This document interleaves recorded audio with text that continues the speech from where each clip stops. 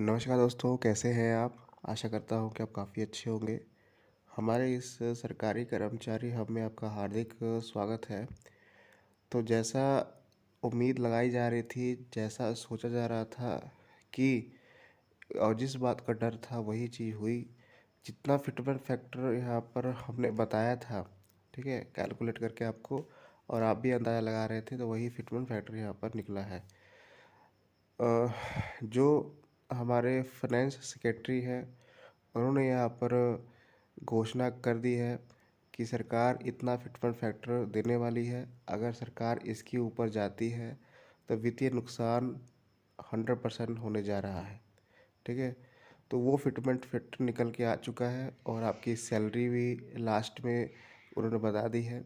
और इसका कारण भी यहाँ पर बता दिया है कि सरकार इतना फिटमेंट फैक्टर क्यों यहाँ पर देने वाली है, ठीक है? तो ये वीडियो इस बात का खुलासा है कि 2028 का जो वेतन आयोग होगा, 2027 का जो वेतन आयोग आपकी सैलरी मिलेगी, वो बाकियों से कम मिलेगी, ठीक है?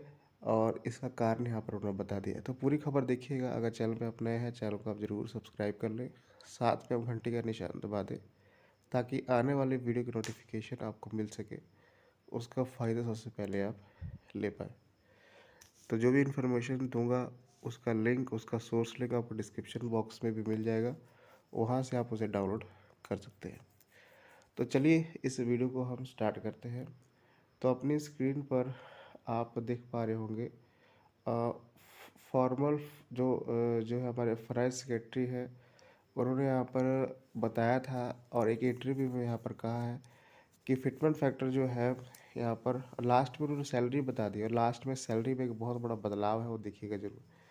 उन्होंने फिटमेंट फैक्टर की घोषणा की है कि 1.6 इस टाइम फिटमेंट फैक्टर बन रहा है। सभी वेतन आयोग में सरकार ने 30 से 35% की बढ़ोतरी दी है। इतनी बढ़ोतरी यहाँ पर 8वें वेतन आयोग में मिलेगी।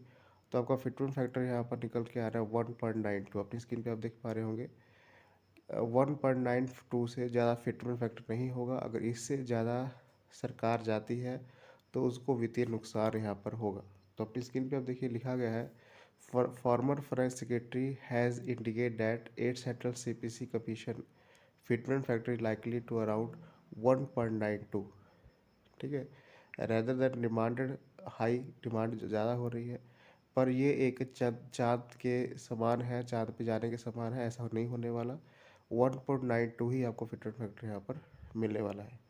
तो साफ साफ शब्दों में यहाँ पर कह दिया है और यहाँ पर ये भी बताया है कि क्यों मिलने वाला है, इसका भी हम देख लेते हैं। अपनी स्क्रीन पे आप देख पा रहे होंगे क्यों यहाँ पर बताया जा रहा है कि फिटमेंट फैक्टर यहाँ पर 1.92 होगा। देखिए, propose factor 1.92 2.08 is considered a likely range, with 1.92 being specially mentioned by the former finance secretary. उन्होंने कह दिया कि 1.2 ना ही रहेगा, ठीक है?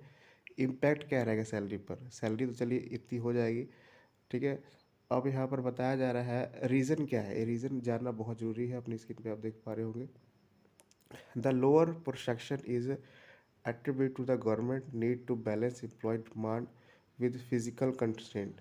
मतलब गवर्नमेंट को केंद्रीय कर्मचारी की सैलरी भी पूरी करनी है और ये भी देखना है कि मेरा कोई नुकसान ना हो। यहाँ पर बताया गया है कि अगर सरकार 1.92 से ज़्यादा आती है तो वित्तीय नुकसान उसको झेलना पड़ेगा और उसका कि सरकार को एरियर भी देना है और सरकार को सैलरी बढ़ानी है। तो 1.92 बिल्कुल सही है, ठीक है?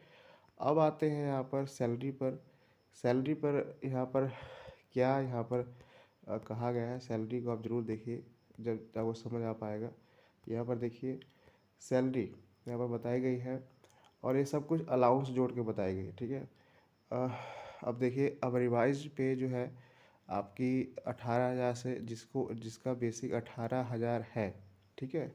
उसको अगर 1.92 से मल्टीप्लाई करते हैं तो यहाँ पर 34,560 रुपये यहाँ पर बन रहा है, ये बनेगा यहाँ पर ये, ठीक है? और डिनरल अलाउंस जीरो हो जाएगा, ये आप सबको मालूम है। हाउस रेंट अलाउंस यहाँ पर एग्जांपल लिया गया 27%, ठीक है? ये इतना ही मिलने वाला, हाउस रेंट जो है घटता नहीं है। अगर हम 34,000 का, क्योंकि सैलरी आपकी बेसिक 34,000 हो गई, इसकी अगर 27% लगाते हैं तो हाउस रेंट निकलता है 9331 रुपये। ठीक है, ये भी जोड़ना है। साथ में ट्रांसपोर्ट अलाउंस भी आपको होगा और ये भी मिलेगा 1350 रुपये। ठीक है, ये मिलता है। तो आपकी सैलरी बनी 45,000 पूरे रुपये। 45,000 सैलरी आपकी बन गई, मतलब आपकी टोटल जो इन हैंड सैलरी बनी वो 45,000 बनी। ठीक है, लेकिन एक बड़ा फेरबदल यहाँ पर बताया उन्होंने, अपनी स्क्रीन पे आप देख पा रहे होंगे। उन्होंने ये बताया है कि जो कटौती का रेट होगा इस बार हाई होने वाला है। जो आपके एनपीएस वगैरह जो पैसे कटेंगे वो हाई कटेंगे। ठीक है, तो अप्रॉक्स जो है 7 से 8 हज़ार की सैलरी में फ़र्क पड़ेगा। ठीक है, क्योंकि अभी अगर हम नए कपल्स की बात करें तो उनको तो फ़ायदा हो जाएगा, उनकी सैलरी तो 45,000 हो गई। लेकिन अभी 18,000 वाला जो है अप्रॉक्स 34,000 पहले ही सैलरी यहाँ पर पा रहा है। ठीक है, तो सैलरी 45,000 हुई तो उसको कटौता भी तो मिलेगी, तो मतलब 7 से 8 हज़ार का फ़र्क सैलरी में सिर्फ आएगा। और सारा कुछ यहाँ पर क्लियर किया है।